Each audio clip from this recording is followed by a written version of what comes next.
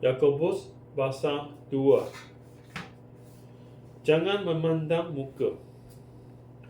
Saudara-saudaraku, sebagai orang yang beriman kepada Yesus Kristus, Tuhan kita yang mulia, janganlah iman itu kamu amalkan dengan memandang muka. Sebab jika ada seorang masuk ke dalam kumpulanmu dengan memakai cincin emas dan pakaian indah, dan datang juga seorang miskin ke situ dengan memakai pakaian buruk, dan kamu menghormati orang yang berpakaian indah itu dan berkata kepadanya, silakan tuan duduk di tempat yang baik ini. Sedang kepada orang yang miskin itu kamu berkata, berdirilah di sana, atau duduklah di lantai ini dekat tumpuan kakiku. Bukankah kamu telah membuat pembedaan di dalam hatimu dan bertindak sebagai hakim dengan pikiran yang jahat? Dengarkanlah, hai saudara-saudara yang ku kasih. Bukankah Allah memilih orang-orang yang dianggap miskin oleh dunia ini untuk menjadi kaya dalam iman dan menjadi ahli waris kerajaan yang telah dijanjikannya kepada barang siapa yang mengasihi Dia? Tetapi kamu telah menghinakan orang-orang miskin. Bukankah justru orang-orang kaya yang menindas kamu dan yang menyeret kamu ke pengadilan?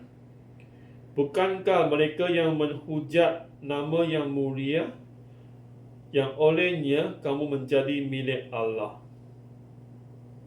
Akan tetapi, jikalau kamu menjalankan hukum utama yang tertulis dalam kitab suci, kasihilah sesamamu manusia seperti dirimu sendiri, kamu berbuat baik. Tetapi jikalau kamu memandang muka, kamu berbuat dosa. Dan oleh hukum itu menjadi nyata bahawa kamu melakukan perangkalan. Sebab barang siapa menuruti seluruh hukum itu tetapi mengabaikan satu bagian daripadanya, ia bersalah terhadap seluruhnya. Sebab ia yang mengatakan jangan berzina, ia mengatakan juga jangan membunuh. Jadi jika kamu tidak berzina tetapi membunuh, maka kamu menjadi pelanggar hukum juga. Berkatalah dan berlakulah seperti orang-orang yang akan dihakimi oleh hukum yang memerdekakan orang. Sebab penghakiman yang tak berbelas kasihan akan berlaku atas orang yang tidak berbelas kasihan, tetapi belas kasihan akan menang atas penghakiman. Iman tanpa perbuatan pada hakikatnya adalah mati. Apakah gunanya, saudara-saudaraku, jika seorang mengatakan bahawa ia mempunyai iman, padahal ia tidak mempunyai perbuatan? Dapatkah iman itu menyelamatkan dia? Jika seorang saudara atau saudari tidak mempunyai pakaian dan kekurangan makanan sehari-hari, dan seorang dari antara kamu berkata, selamat jalan, kenakanlah kain panas dan makanlah sampai kenyang, tetapi ia tidak memberikan kepadanya apa yang perlu bagi tubuhnya, apakah gunanya itu? Demikian juga halnya dengan iman.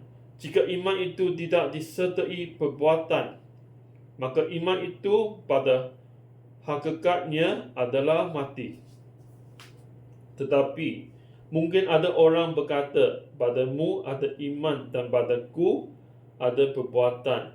Aku akan menjawab dia, tunjukkanlah kepadaku imanmu itu tanpa perbuatan, dan aku akan menunjukkan kepadamu imanku dari perbuatanku. Engkau percaya bahawa hanya ada satu Allah saja, itu baik. Tetapi setan-setan pun juga percaya akan hal itu dan mereka gemetar. Hai manusia yang bebal, maukah engkau mengakui sekarang bahawa iman tanpa perbuatan adalah iman yang kosong? Bukankah Abraham, bapa kita, dibenarkan kerana perbuatan-perbuatannya ketika ia mempersembahkan Ishak anaknya di atas mezbah?